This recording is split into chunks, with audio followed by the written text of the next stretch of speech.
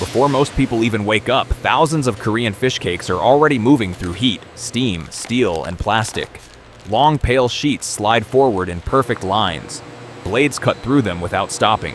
Trays fill in seconds. Seals close with exact pressure. Nothing slows down, nothing spills out of rhythm.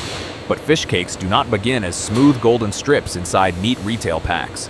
The process starts much earlier, with cold fish meat, measured starch, salt, sugar, seasoning, oil, and water, entering a spotless Korean factory built for one thing only: repetition, precision, and the ability to make the same soft, springy product again and again, every single day.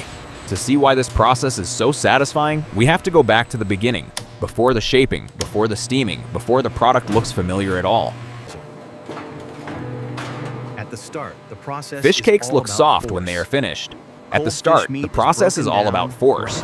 Cold fish meat is broken down, ground, blended, and turned into a paste smooth enough to be shaped at speed. This stage decides almost everything that comes later. If the mixture is too rough, the final texture feels coarse. If the starch is not balanced, the product can lose its spring. If the temperature rises too much, the paste changes before it should. That is why this part of the factory feels colder, slower, and more controlled than the rest. The ingredients are not being cooked yet.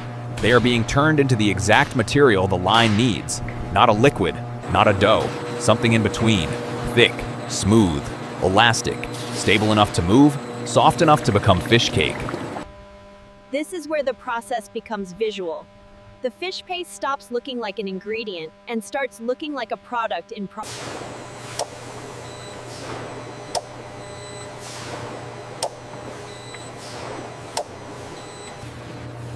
This is where the process becomes visual. The fish paste stops looking like an ingredient and starts looking like a product in progress. In Korean factories, the paste is fed into forming lines that flatten it into broad sheets or push it into exact shapes for different styles of fish cake.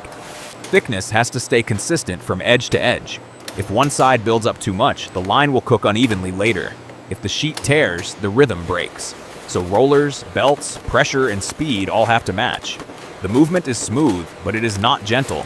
The machinery is forcing a sticky mass into uniform layers that can survive the next stage. This is where fish cake stops being mixed and starts being manufactured. Up to this point, the product has been soft, cold, and unstable. Heat changes that. Inside the cooking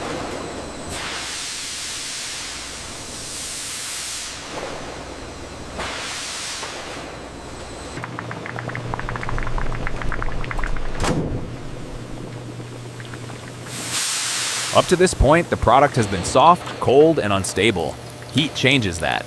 Inside the cooking section, fish cake sheets are exposed to steam, hot water, or oil, depending on the style the factory is making that day. Steam firms the structure without drying it. Frying adds color and a thin outer skin. Sometimes both are used. This stage looks dramatic because it is dramatic. Moisture rises, surfaces tighten, pale sheets begin to look like real food. But the line cannot rush the heat. Every second matters. Too much and the texture turns hard. Too little and the center stays weak. This is the point where timing becomes more important than speed. The line is fast, but the cooking is exact.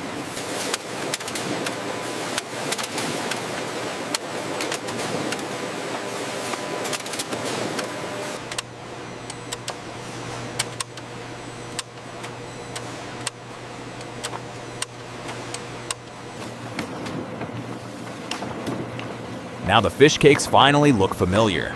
The texture is set, the color is there, but the line is not done. The product still has to be turned into the exact form people buy. Some pieces are folded into layered sheets, some are cut into blocks, some are portioned for soup packs, some are stacked in neat retail rows. This is where the factory sharpens the result. The movements are smaller now, but the precision is even more visible. Edges are cleaned, sizes are corrected, surfaces are checked under bright light. The scale is huge, yet nothing can look messy. Mass production only works when the final pieces still look intentional.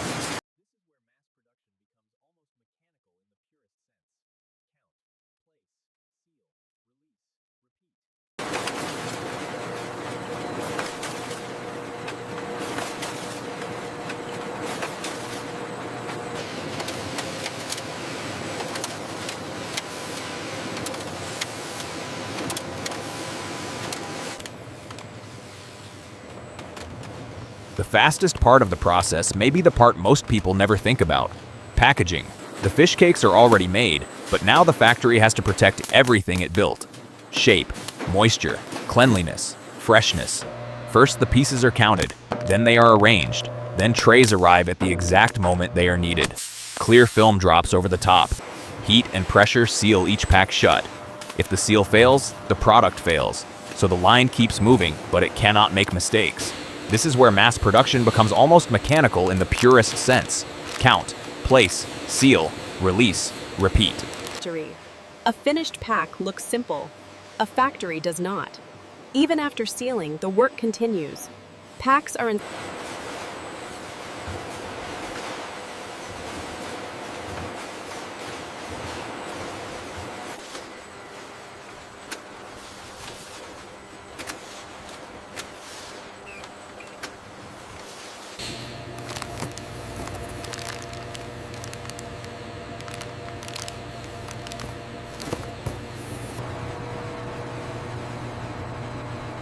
A finished pack looks simple. A factory does not. Even after sealing, the work continues. Packs are inspected again. Cartons are grouped. Cold storage is prepared. The output has to keep moving without losing order. This is the hidden discipline behind industrial food. Not one dramatic machine, not one special moment, but hundreds of small controlled actions that prevent failure. That is why these lines feel so satisfying to watch. The product moves forward, but the system never panics. Every pack looks like the one before it. Every stack holds its shape. The factory is not only making fish cakes, it is making consistency.